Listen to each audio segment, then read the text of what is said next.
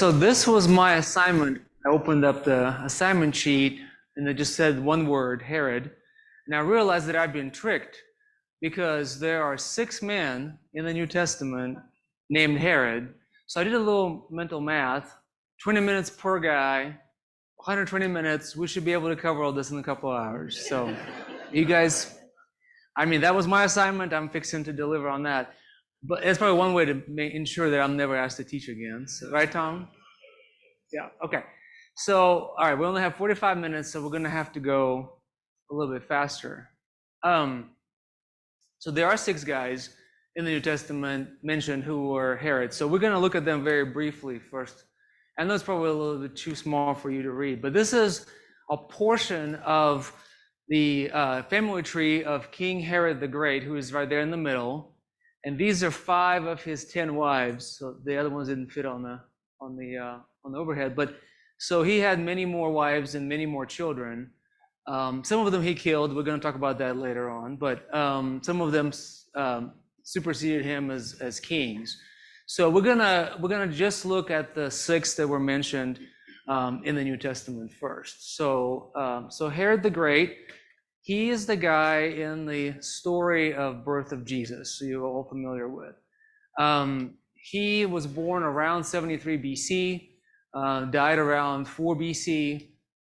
So obviously there's a question, right? If he lived the same time as Jesus, how come he died in 4 BC?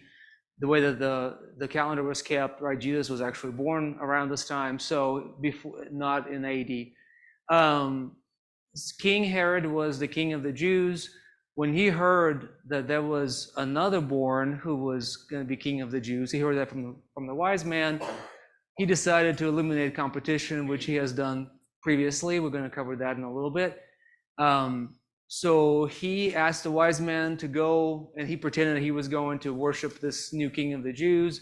In reality, he just wanted to get the location on Jesus. The wise men were warned in a dream to not go back to Herod and divulge the location of the Christ, and so they didn't.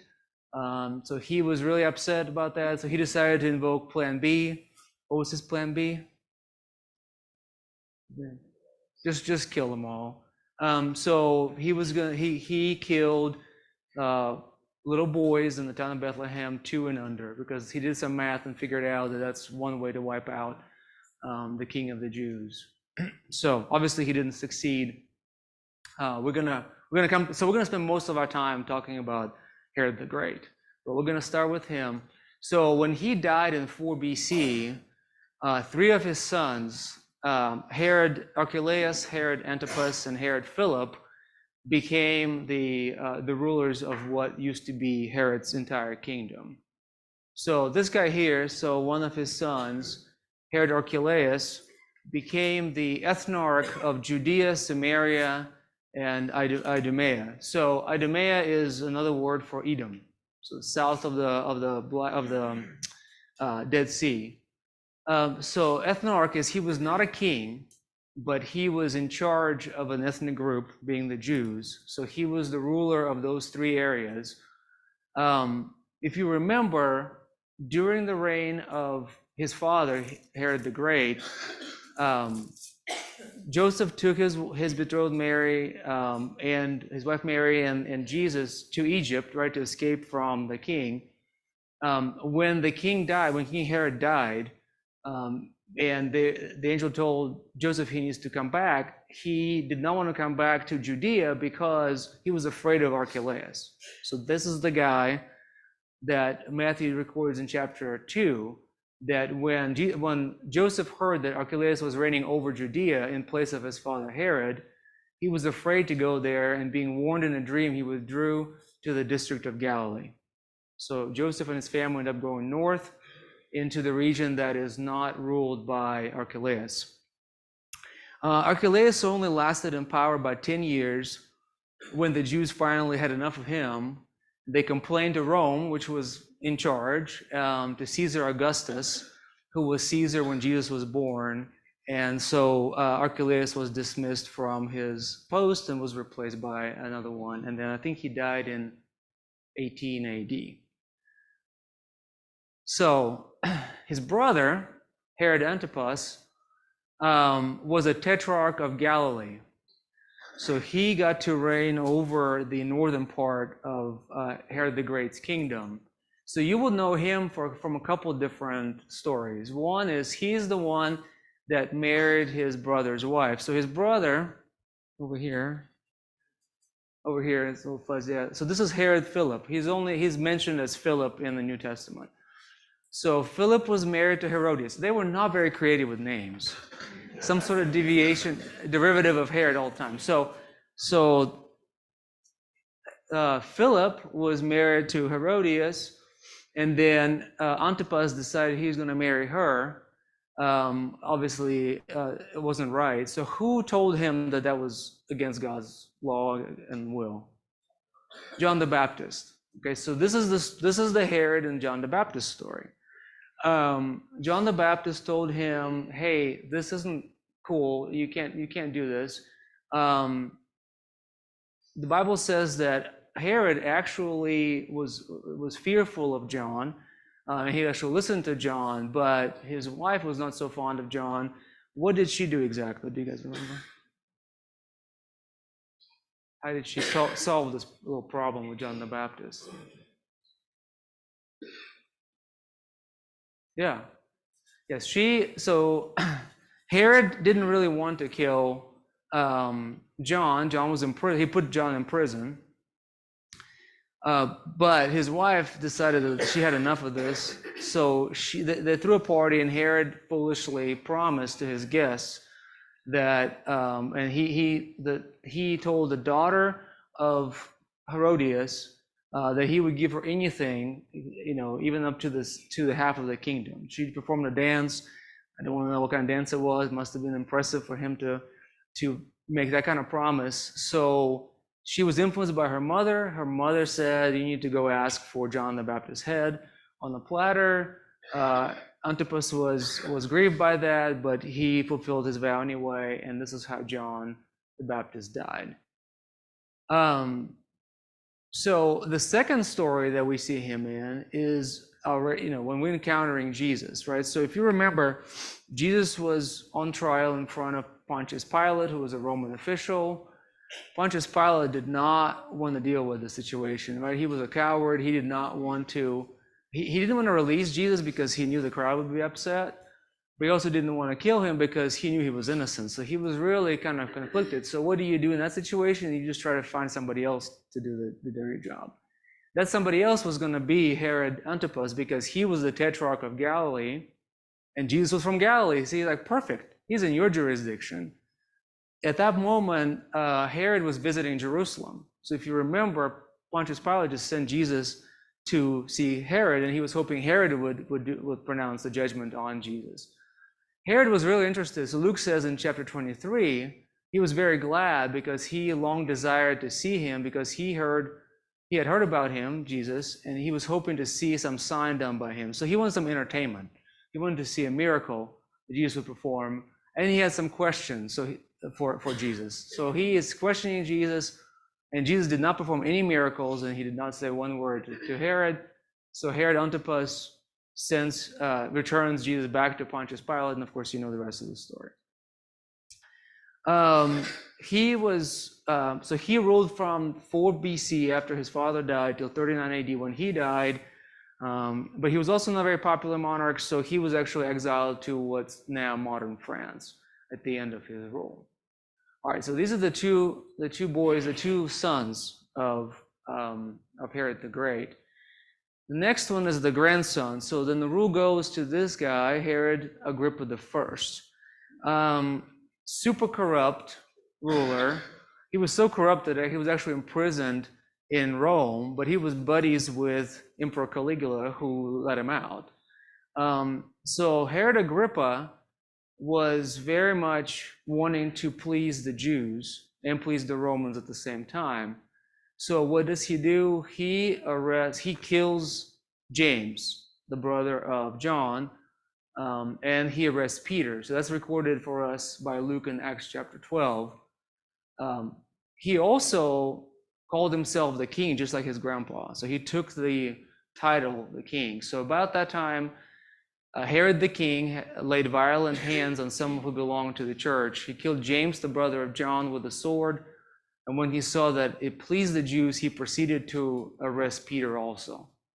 So this wonderful individual, that's Herod Agrippa, he did not meet a very nice end.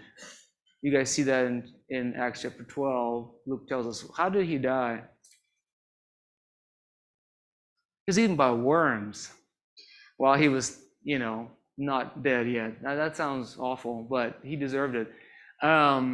What did he do to deserve being eaten by worms alive? What did he do?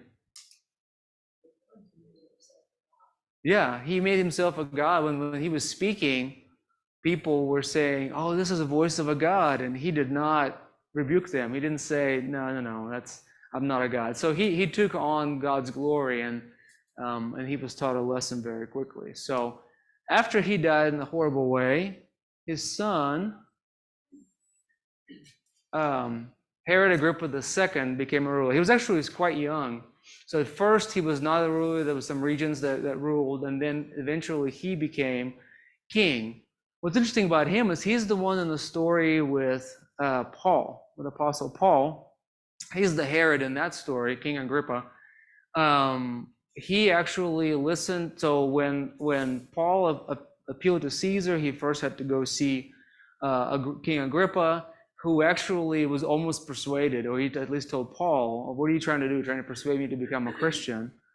And Paul says in Acts chapter 26, whether short or long, I would to God that not only you, but also all who hear me this day might become such as I am, except for these chains. So King Agrippa, who is Herod's great-grandson, found no fault in Paul. He was actually going to release him, except Paul already made an appeal to Caesar. And at that point, once he invoked his Roman right to see Caesar, then that was going to happen. So interestingly enough, we don't know what happened to King Agrippa. Hopefully he listened to Paul and became a Christian, ideally, but we don't know. So these are the 6 men called Herod that were mentioned in the New Testament. We're going to go back to and look in much more detail at the patriarch of this family, at Herod the Great himself. Before we do this, we're going to have a little bit of a conversation around history and how reliable history is. What is the significance of this photo? Can somebody tell me? Yes, this is one of the last photos of President John Fitzgerald Kennedy being alive. This is November 22nd, 1963, Dallas, Texas. Unfortunately, the president took a ride in an open limousine, and he's going to be shot just a few seconds from when this picture was taken. Does anybody in this audience remember these events? Were you alive when this happened? Some of you were alive, you probably don't remember them. Some of you were alive and you do remember them, right? So this was a huge day,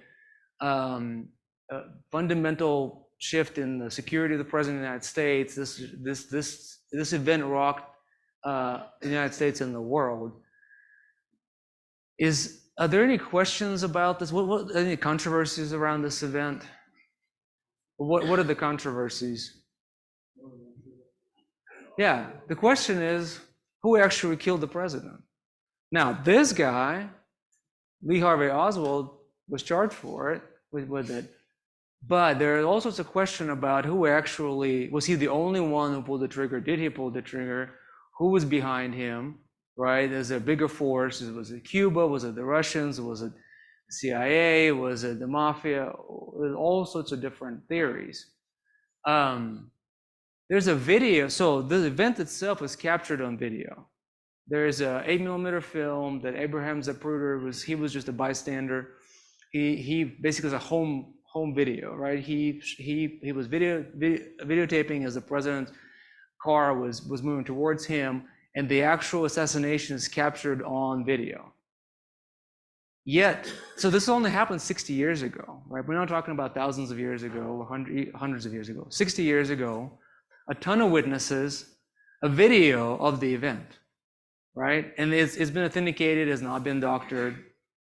They can go frame by frame by frame in that video to see the President Kennedy hit multiple times, at least twice. Yet there's all sorts of questions, all sorts of conspiracy theories around it. There are people in this audience who were alive when this event took place, yet they don't know the answers to these questions either. Who actually killed the president and why? I'm bringing this up because this is recent history. What we're talking about happened hundreds and thousands of years ago. There are no witnesses to this, right? Nobody sitting in this room who remembers King Herod the Great or any of his wives or any of his children. So we have to be very careful when we're treating historical accounts that historians tell us this is what happened, because they weren't there either. They're looking at evidence, just like the Warren Commission and other commissions looked at the assassination, and they have not come up with a satisfactory answer that actually matches all the evidence. So when we read historical accounts of events from thousands of years ago, we just need to keep that in mind, that they are not as reliable as maybe the author presents them to be. So with that in mind, we're going to take a look at King Herod the Great. But before we do that, we're going to look at this guy, because this gentleman's name was Yosef ben Netanyahu, which means Joseph the son of Matthias. We know him by his Roman name, Flavius Josephus. He was a Roman historian. He was a Jew by ethnicity. So the reason we're talking about him is because his writings constitute the primary source for information about Herod the Great. The Bible literally mentions him in one spot in Matthew chapter 2. So we have information about him and the slaughter of the innocents, but the rest of his story and the rest of his life, we don't know anything about it from the Bible, but we do know a lot of it from Josephus. Now, you wonder why a man born with this Jewish name as Joseph the son of Matthias all of a sudden has this Roman name. Does anybody know what happened to him? So he was a general in the IDF, but in the Israeli army in 66 AD when the Jews rebelled against the Romans. So that was the first rebellion, and he was actually a general who was opposing the Romans. He lost in the battle with the Roman officer named Vespasian.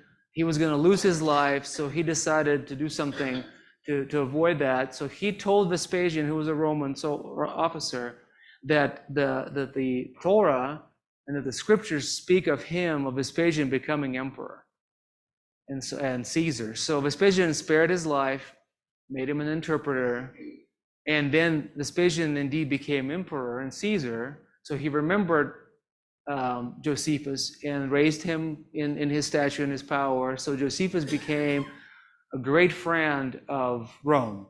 He changed his name and he used Flavius, which was Vespasian's family name, as his own first name. He was friends with Titus, who was Vespasian's son, and Titus is the officer that led the siege of Jerusalem in AD 70. So this guy, I would consider him a traitor. He went from one of the leaders of the Jewish revolt to being friends with a guy who besieged Jerusalem and burned down Jerusalem and destroyed the temple. So, but he is a historian, and he has a lot of historical material out there. Whether it's reliable or not, it remains to be seen. But we think he used the words of Nicholas of Damascus as a source material for his two books. One is called The Jewish War, and one is called Antiquities of the Jews, that describe the life of Herod in great detail. Of course, so Nicholas of Damascus was a friend of Herod the Great. So when you have a friend write your biography, there's probably some changes that would make to things that are a little bit unpleasant in those. So we have to, when we look at this material, we need to take it with a grain of salt. I confess I did not pick up and read these two books. Okay, they were way too thick and way too dense for me to go through them. So I'm going to use somebody else's summation tonight of the writings of Josephus about Herod the Great. All right, so we're going to start at the beginning of his ancestry. His mother, her name was Cypros, was from an aristocratic Arabic family. So she was of Arabic descent. His father, Antipater, he was born in Idumea, which is, so he was an Edomite. So Herod the Great, some do not consider him to be a Jew at all. And so this actually links up to the way that he treated Jesus, because he desperately wanted to be known as the King of the Jews. But yet he was not ethnically a Jew, and he suffered from his entire life and his entire role, and he tried very much to change people's mind to be accepted as a Jew, and he really wasn't. So Edom, which is, if you remember, is south of the Dead Sea, was actually annexed by Hasmoneans, which is a Jewish ruling sect or a family in about AD BC 120. So Herod's father becomes a supporter. So there are two sons in this dynasty, and they're fighting for power. So Herod's father supported one of them in that fight. And then Rome is kind of watching from the outside, because so Edom was under Rome, just like Samaria and Judea was under Roman control. So the Romans just want order, law and order. They don't want these people fighting. So they basically come in, they realize that these two brothers are going to, cause a civil war. And so Rome comes in and intervenes, and Herod the Great's father was a great supporter of Rome. So he becomes a governor, and he is granted Roman citizenship, which is a huge deal. I was a naturalized American citizen. Anybody else in this auditorium was not naturalized? So it's difficult for you guys to understand this, which is okay, because you were natural born citizens. So the right to be an American citizen is extremely prized all over the world, right? So when you're born with it, it's kind of easy to forget. But this is a huge deal for Herod, his father, and his whole family. They were naturalized as Roman citizens.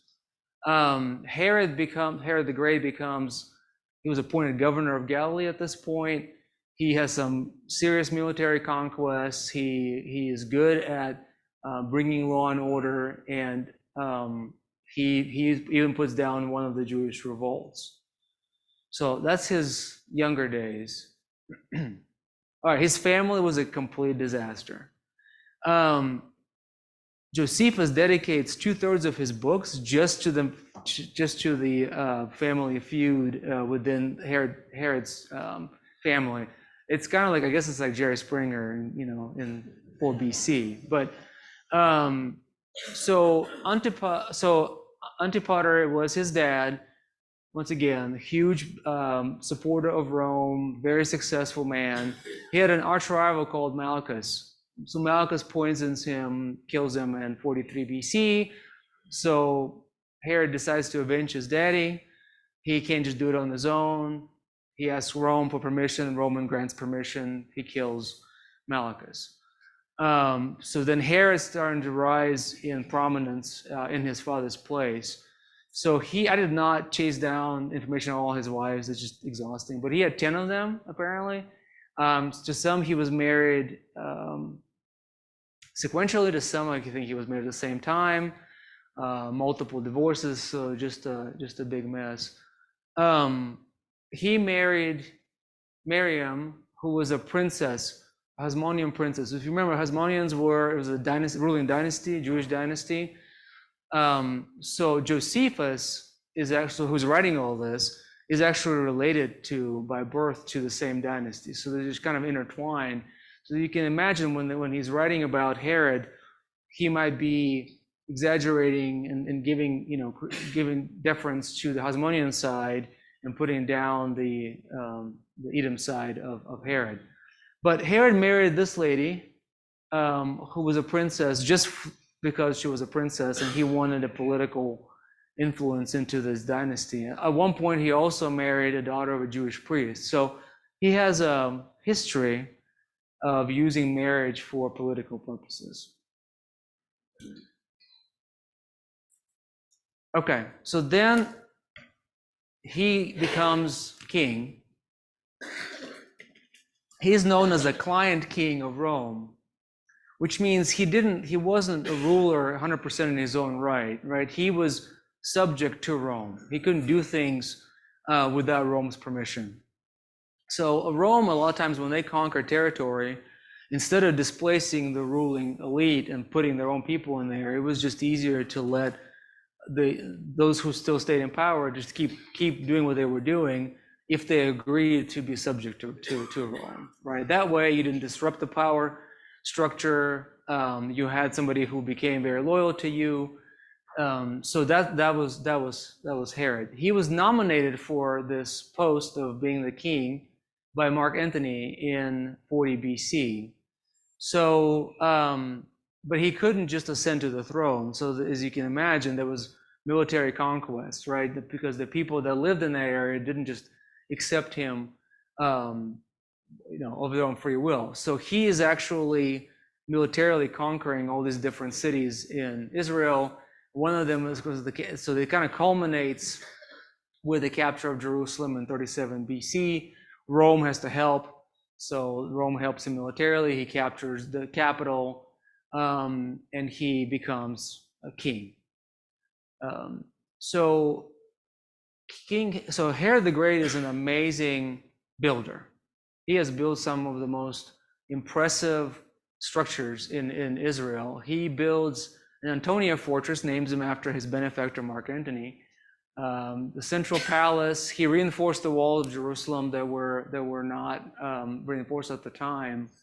He builds multiple fortresses, one at Masada, which famously was the fort at which the Jews held out in AD 70 that made their last stands against Rome, and then ended up committing mass suicide when the Romans finally breached the walls. He built all sorts of different fortifications and forts in various cities, including Herodium, which was his own city, named after him.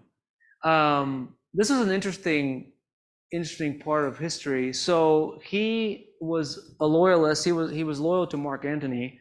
Mark Antony had a battle with Octavian. So he and Octavian battled for control. Mark Antony lost. And so Herod was going to, so his inroads into the Roman power lost this battle, but he still remained loyal, because loyalty was a really big thing for him. He remained loyal to Mark Antony. He approached Octavian, who was the winner, the victor, and basically Josephus records his conversation with Octavian. Because he remained faithful and loyal to Mark Antony, Octavian actually rewards him, even though he defeated his rival, and he rewards King Herod for his loyalty and lets him expand the kingdom. So the kingdom that Herod ruled was in size very similar to that of King David and King Solomon. So he just keeps rising in power. This is a picture of Masada. It was this impregnable fortress. It was actually built originally by the Hasmonean clan, but Herod actually fortified it. It's on top of this impregnable type landscape, very, very difficult to assault. It was on top of this hill. He built palace. There was a palace in there. There was military fortification. That's all that's left of Masada, but very impressive military fort. And this is Herod's palace, what's left of it in Herodium, on top of a hill. If you look at the artistic renderings of this, it's very impressive. It's allegedly had a tower right here. But this was the palace on top of the hill. Over here, if you notice, was a private theater. People here build private movie theaters. He built a private 300-seat theater for his own entertainment.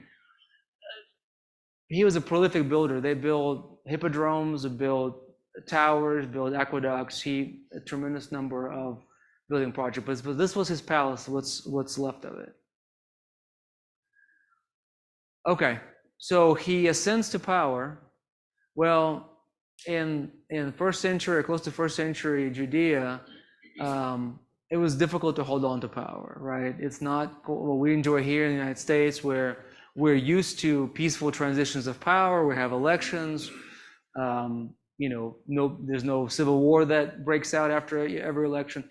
A lot of places in the world are not like that. There are no peaceful transitions of power, and that was the case also in Judea.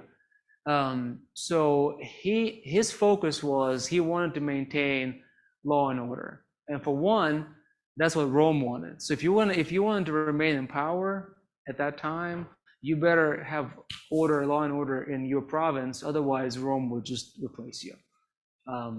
So in order to do that, he decided one way to maintain law and order is to get rid of any kind of opposition. So he did that freely. On one occasion, he executed 45 Hasmonean nobles because he believed that they were going to undermine his rule. So he just disposed of them. Sanhedrin, as you remember, was the court, right? The high court, the supreme court of the Jews. They were largely independent from the king. He subjugated them to where they asked him now when they could come in session, what kind of decisions they need to make. He became the ruler of the Sanhedrin. He himself could not be a priest because he was not a Levite. So he appointed a high priest. So the high priest was his puppet. And then, interestingly enough, Josephus records that he executed family members. Josephus believes that they actually did indeed plot against him. So we don't know for sure, right? But regardless, his solution was that he was just going to get rid of them. So he apparently executed his wife's grandfather, his mother-in-law, his brother-in-law, and then his wife, Miriam, if you remember, the one that he married in order to have political connections. He thought she plotted against him, so he killed her.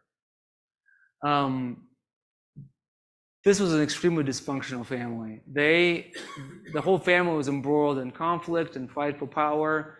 At one point, 3 of his sons were accused not by him, but by other relatives that they were plotting against dad. And so they also were executed. Keep that in mind when we talk about the story of slaughter of the innocents. There's this guy had a propensity for getting rid of his political opponents by just eliminating them. All right, let's talk about his accomplishments. A lot of people who with the title great in their title are tyrants and monsters, but they do accomplish some big things. So he became known officially as the friend of Rome and the friend of Caesar. And that's a big deal for somebody who had Arabic and Idumean heritage. So he did apparently try to strike balance between the Jewish customs and the Gentile cultures. So under his rule in Judea and Samaria and other places, you had a mixture of Jews and Gentiles. You had a lot of influence of the Greek culture. You had a lot of influence of the Jewish culture. So he tried to find the balance and try to keep them all happy enough to not rebel, to not bother Rome, so he can be in power and his family can be in power. Apparently, he built the first Judean navy and actually went exploring the Black Sea. He built an advanced harbor in the city. He built a city called Caesarea Maritima, or Caesarea by the Sea, and built an artificial harbor because that place did not have a good harbor. They used concrete. They used marine concrete that was a Roman invention that we today cannot reproduce. With all of our technology and all of our advances, they used something that was technologically was superior to what we can. This concrete actually hardened more in the salt water. So our concrete kind of crumbles in salt water, but theirs actually hardened. So it was pretty incredible. Along with the harbor, he built himself a palace that pretty much ended in the sea, which I'm sure was spectacular. This is an interesting tidbit. So they had Olympic Games back then, obviously, and During his reign, they had some financial troubles, and they were going to have to cancel one or something like that. And so he actually provided some funding for these Olympic Games. So they named him the president of the Olympic Games, which was I guess a really big accomplishment. He's known for remitting taxes. So on multiple occasions, after some Jubilee years, he actually reduced the taxation burden on the people, which I'm sure gained him some points. During his reign, Rome respected the practice of the Jewish people, and the religious practices. They were allowed to have the temple. They were allowed to have the synagogue and the rabbinic schools and everything else. So Rome did not eliminate Judaism, did not threaten it. Under Herod's rule, they quite respected it, and so that's a big accomplishment of this king. He actually went to the place in Hebron where Abraham and other patriarchs were buried and created memorials to commemorate the patriarchs and the matriarchs in Hebron. Built numerous public works, aqueducts, stadiums, public buildings, all sorts of works that you can still see the remnants of today. But obviously, his number one, at least in my book, his number one building project was the fact that he rebuilt the Second Temple. So the Second Temple was in disrepair. If you remember, when the disciples of Jesus point out to the magnificent buildings of the temple, and they told them that it took 46 years to build, there was King Herod the Great who actually built them. Right? So he made it magnificent. They enlarged the Temple Mount and created a retaining wall on the Temple Mount. So they resurfaced the entire temple in white stone. It was absolutely magnificent. So this points out to the fact that he really wanted to be king of the Jews. He really wanted to do things for the Jews to be accepted.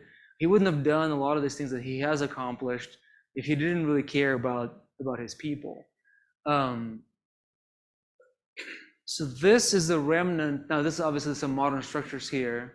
Somebody probably paid a lot of money to put a house right here, but this right here is the harbor, is the artificial harbor that, or what's left of it, in Caesarea Maritima that Herod built. This is obviously an artist's rendering of what the Second Temple refurbished may have looked like, but it has a new retaining wall right over here. And of course, this is what's left of it today. This is the remnant of the Western Wall, what we call the Western Wall or the Wailing Wall, the only remnant of the Second Temple complex. It's not actually the wall of the temple, it's the retaining wall of the Temple Mount, and that's what's left of it in Jerusalem today. So he was a great builder, very accomplished. History tells us that there's not a name of the architect of a lot of these projects known, so historians think that he might have actually been an architect himself.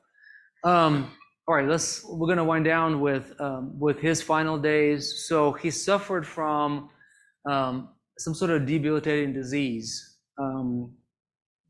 Josephus describes it in the Jewish War this way: from this time onwards, Herod's malady became to spread to his whole body, and his sufferings took a variety of forms. He had fever, though not a raging fever, an intolerable itching of the whole skin, continuous pains in the intestines, tumors in the feet as in dropsy, inflammation of the abdomen and gangrene of the privy parts, engendering worms, in addition to asthma with great difficulty in breathing and convulsions in all his limbs. That does not sound very pleasant.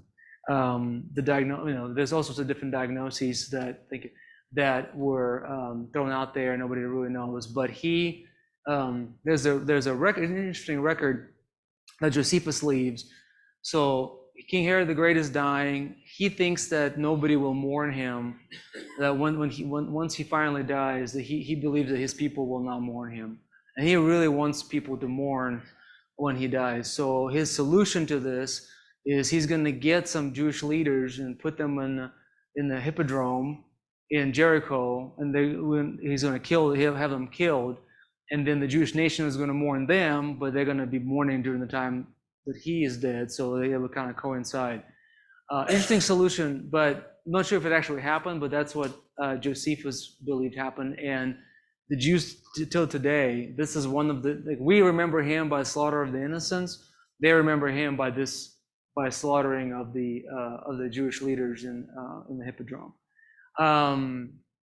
Then, of course, we already talked about that he orders the slaughter of the Jewish boys in Bethlehem.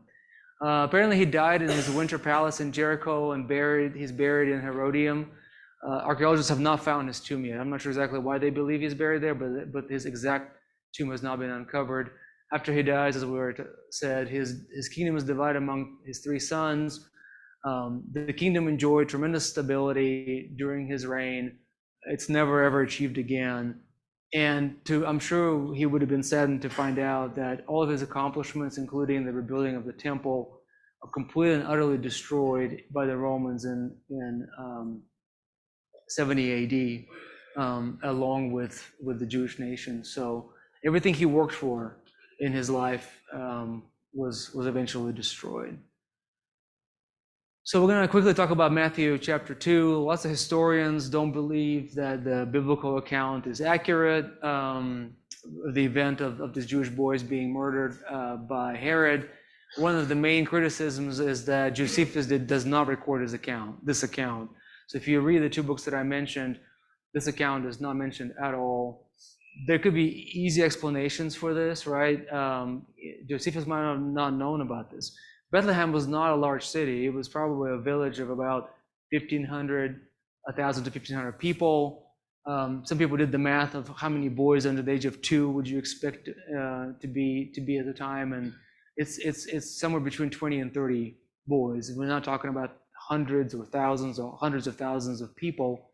So it would, as tragic as it was for the parents of these children in Bethlehem, on a global scale, this was not a huge event. So it's not unreasonable to think that Josephus might have not even heard about this.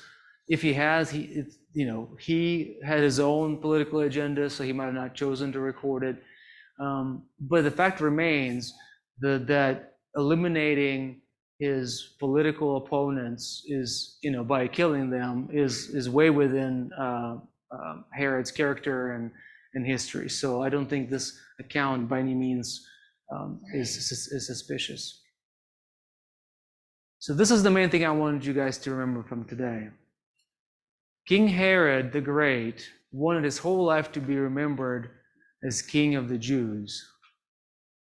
Despite of all his public works, despite of all of the things he has done, there's only one King of the Jews who was crowned on a bloody cross on Golgotha. And Pontius Pilate wrote this inscription that says, "Jesus of Nazareth, the King of the Jews." There's only one of them, and he earned it by spilling his own blood on the cross for us. So King Herod the Great is dead and gone. All the beautiful things he built, they're eroding, they're being consumed by the sea. There's hardly anything left of them. But we serve the living King of the Jews.